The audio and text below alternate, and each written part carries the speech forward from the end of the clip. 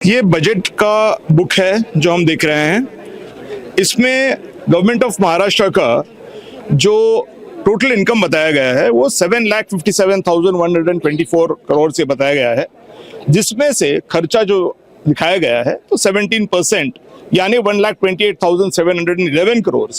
ये जो इंटरेस्ट है, इंटरेस्ट पेमेंट या कैपिटल जो लिया हुआ है उसका जो पेमेंट है उसके लिए 17% इन्होंने खर्च करने का इसके अंदर बताया है।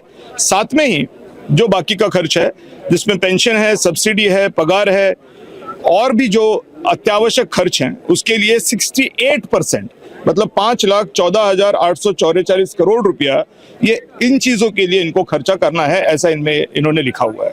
कुल मिलाकर के 6,43,555 करोड़ इतना ब्याज और बाकी का जो अत्यावश्यक खर्च है इसको लेकर के ये लोग खर्च करने वाले हैं, ऐसा इनका कहना है।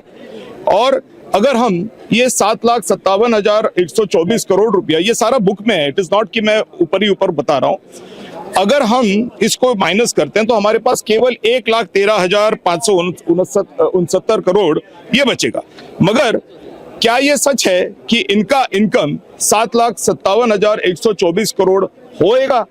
क्योंकि इन्हीं का एक डिपार्टमेंट जो फाइनेंस डिपार्टमेंट जो ये हैंडल करता है, उनके लेटर के हिसाब से, जो लेटर भी यहाँ पे मेरे पास है, इस लेटर के हिसाब से महीने को केवल 34,000 करोड़ रुपया इनको आ रहा है, जिसमें से 15,500 करोड़ रुपया जीएसटी से आ रहा है।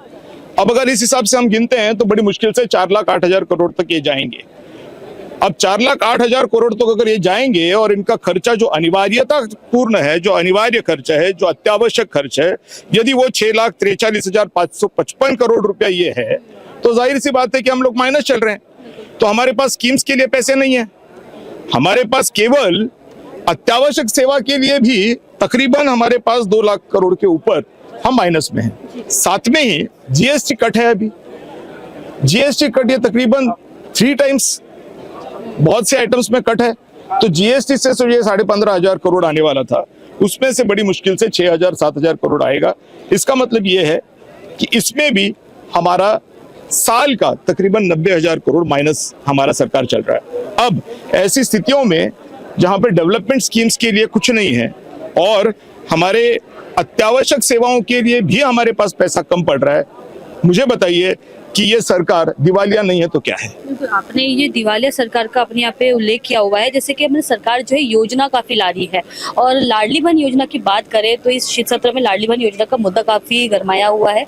लाडली बहन की किश्तों पर भी काफी ज्यादा सवाल हो रहे थे। आपने अगर ये अर्थसंकल्पीय का आपने यहाँ पे बयान किया हुआ है, आप बता रहे हो कि हमारी जो सरकार है वो माइनस में चल रही है, तो इस तरह से लाडली जो बहनें हैं देवा भाव की, वो किस तरह से खुश हो पाएंगी? नहीं, अभी हम जो बात कर रहे हैं वो बजट के हिसाब से बात कर रहे हैं, किताब के हिसाब से बात। मतलब ये जो बजट है क्या वो झेल पाएगा लाडली बहन योजना? अभी तो माइनस चल रहे हैं अत्यावश्यक चीजों के लिए। ये तो यहाँ की इन्हीं की किताब है, ये कोई मेरी घर की किताब तो है नहीं। तो ये किताब में जो अधोरेखित किया है वही बात हम कर रहे हैं। तो इसका मतलब तो सीधा सीधा ये हो गया कि बिल्कुल भी पैसे हमारे पास नहीं है। जो भी पैसे आने वाले हैं, ऐसा इनका कहना था, वो पैसे आ नहीं रहे हैं। ये फाइनेंस डिपार्टमेंट का कागज प्रूफ करता है। इसके लिए कुछ ना कुछ इनको नया कुछ करना पड़ेगा, जिसकी वजह से गवर्नमेंट का इनकम बढ़ेगा। गवर्नमेंट का इनकम अगर बढ़ता है तभी ये सब स्कीम्स होंगी। और मैं तो विरोधी पक्ष से सबसे गुजारिश करता रहता हूं कि भाई आप लोग स्थगन लाइए सभागृह में और इसके बारे में सरकार को पूछिए सवाल कि भाई अगर ये दिवालिया हो गया है, हमारे पास पैसे नहीं है, तो हम पैसा कहां से लाएंगे? अब उसके लिए मैंने भी एक हाईकोर्ट में पिटीशन लगा के रखा हुआ है कि जो सरकारी जमीनें किराए पे दी हैं लेकिन किराया नहीं लिया जा रहा है, उनसे किराया लिया जाना चाहिए। अब वो किराया नहीं लेंगे, यहाँ पे इनकम नहीं बढ़ेगा, तो हम लोग तो ऑलरेडी डूब चुके हैं। अब जब सब में पैसा नहीं है तो फिर वो भी नहीं बचेंगे ना। सरकार जो आश्वासन दे रही है कि हम किसानों को हम कर्ज माफी करेंगे, उनको बैंक खातों में पैसा डालने वाले हैं, तो ऐसे में अगर सरकारी दीवारें चल रही है तो ये आश्वासन क्या है, निरर्थक है या फिर झूठा है? झूठा है या सच्चा है, या आपके सामने में डॉक्यूमेंट रख रहा हूं जो सरकारी हैं, आप पढ़ लीजिए। मैंने तो सिर्फ बोला है और डॉक्यूमेंट्स आपके सामने रखे हैं, पढ़ लीजिए आप। इसमें एक शब्द भी गलत नहीं है। जनता के सामने सच आ ही जाएगा। ये आ चुका है। अब मैं वहां पे इंटरव्यू में देने वाला था, अब इन्होंने नया कानून निकाल लिया। अभी तक तो मैंने 50 बार इंटरव्यू दिए हैं, मगर शायद उन लोगों को पता चल गया कि ये बंदा हमारी पोल खोल कर देगा, तो उससे अच्छा इसको हटा दो वहां से। तो आ गया मैसेज अंदर से कि भैया इसको मत बोलने लगाना, इसको बाजू में हटा दो और फिर जो है तो बाकी की जो चलती रहेगी वो चलाएंगे। लेकिन असलियत तो यही है ना, जो बजट की किताब बता रही है, जो प्लानिंग फाइनेंस डिपार्टमेंट बता रहा है, यही असलियत है। बाकी की असलियत कौन नेता क्या भाषण करेंगे वो उनका निजी मामला है। पिटीशन दायर की है, क्या पिटीशन में आपने लिखा हुआ? हमने यही कहा है कि सरकारी जमीनों को जो किराया मिलना चाहिए, जो देवा भाव ने खुद लिख करके सुप्रीम कोर्ट में दिया हुआ है, उसका अनुपालन करें, उनका पैसा ले लें।